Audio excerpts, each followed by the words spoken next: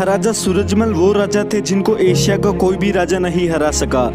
महाराजा सूरजमल ने अपने जीवन में 80 युद्ध लड़े और सभी में विजय प्राप्त की, इसलिए उनको अजय योद्धा भी कहा जाता है। उन्हें मुगल, मराठा और राजपूत सभी से लड़ना पड़ा था। सभी युद्धों में वे विजयी हुए। उन्होंने बगरू के युद्ध में एक साथ 7 सेनाओं को धूल चटाई थी।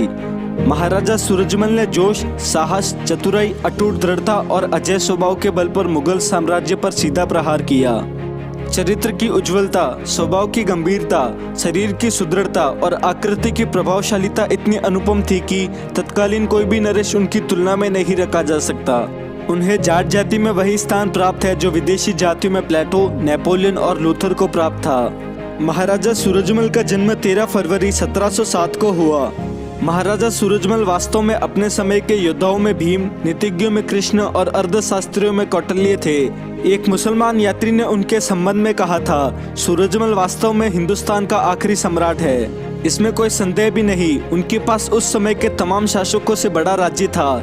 जिस समय उनका स्वर्गवास हुआ उस समय उनका राज्य पूर्व से पश्चिम 200 मील और उत्तर से दक्षिण 150 मील लंबा चौड़ा था।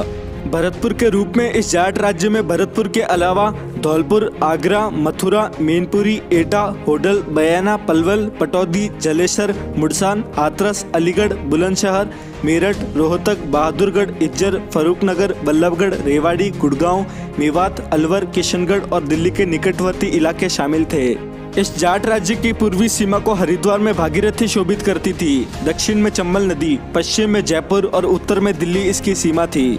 शाह आलम केवल कहने को ही मुगल बादशाह था, जिसका राज्य क्षेत्र दिल्ली से पालम, जो कि दिल्ली छावनी से 5 मील दक्षिण में एक गांव है, तक ही था। एक फारसी कवि ने कहा भी था, सल्तनते शाह आलम अज दिल्ली ते पालम। महाराजा सूरजमल का राज्य दिल्ली के लाल किले तक पहुंच गया था। उन्होंने दिल्ली पर कई बार आक्रमण किया, जिसमें 1753 और 1763 के हमले प्रमुख है। 1753 में ही जाटों का दिल्ली के लाल किले पर अधिकार हो जाता, लेकिन जीती हुई बाजी हाथ से निकल गई जब जयपुर के राजा माधो सिंह कच्छावा महाराजा सूरजमल के खिलाफ हो गए और इमाद ने अपनी सहायता के लिए मल्हार राव होलकर को भी दक्षिण से बुला लिया। इस वजह से महाराजा को संधि करनी पड़ी। महाराजा सूरजमल के बाद उनके पुत्र महाराजाधिराज भारतेंद्र सवाई जवाहर सिंह बहादुर ने जाट साम्राज्य की सीमाओं का चंबल नदी के पार तथा दक्षिण पूर्व की ओर विस्तार किया था और भिंड, नरवर, महोबा, दतिया, बदावर क्षेत्र, कछवाधार, तवरदार, डंडरौली, खितौली के साथ ही उत्तरी मालवा का भाग, कालपी, जालौन का सारा प्रदेश आदि अपने राज्य में मिला लिए थे। महाराजा सूरजमल ने डीग, भरतपुर, कुम्हेर और वेर के प्रसिद्ध दुर्गों के अतिरिक्त अलीगढ़, बल्लभगढ़, सिकंदराबाद, अलवर एवं किशनगढ़ सहित अनेक छोटे छोटे दुर्गों को जाट राज्य की सीमाओं की रक्षात्मक दृष्टि से मजबूत बनवाए थे।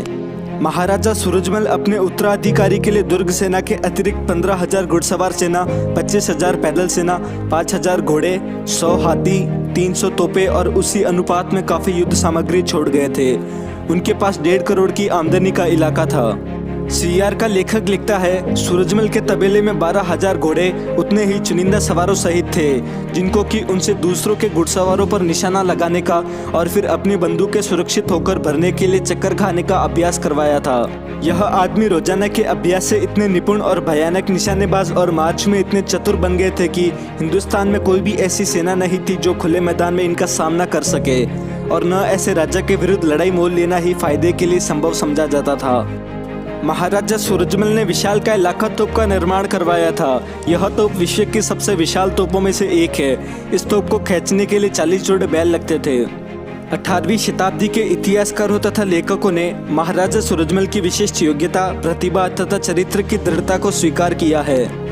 सैयद गुलाम नकवी ने अपने ग्रंथ इमाद उस सादात में लिखा है, यद्यपि वह कृषक जैसा पहनावा पहनता और अपनी ब्रज भाषा ही बोलता था, परंतु वास्तव में वह जाट जाति का प्लेटो था।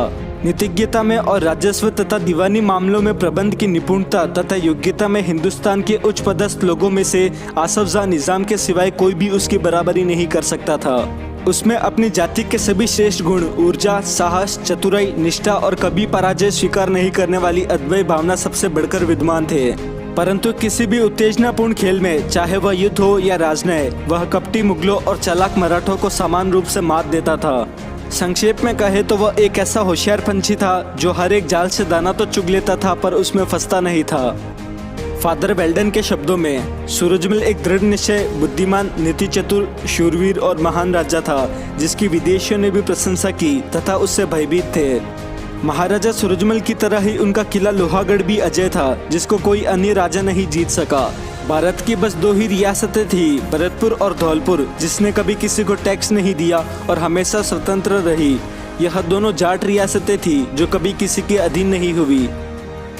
25 दिसंबर 1763 को जब महाराजा सूरजमल को शाहदरा में धोखे से मार दिया, तब नजीब खान को विश्वास नहीं हुआ कि सूरजमल को कोई मार भी सकता है। वह इतना भयभीत था कि उसको यकीन नहीं हुआ कि सूरजमल मर चुके हैं। अगले दिन नजीब के सैनिकों को 30 मील तक जाट सेना को कोई निशान तक नहीं मिला। तभी सूरजमल की मृत्यु की खबर पर नजीब और उसकी सेना ने विश्वास किया। नजीब खान ने अपनी यह विख्यात उक्ति उसी समय कही थी, जाट मरा तब जानिए जब 13वीं हो जाए। अगर महाराजा सूरजमल उस युद्ध में धोखे से न मारे जाते तो निस्संदेह दिल्ली पर उनका अधिकार होता और हिंदुस्तान की दिशा कुछ और ही होती। अगर आपको यह वीडियो अच्छी लगी तो इस चैनल को सब्सक्राइब करें और वीडियो को शेयर करें।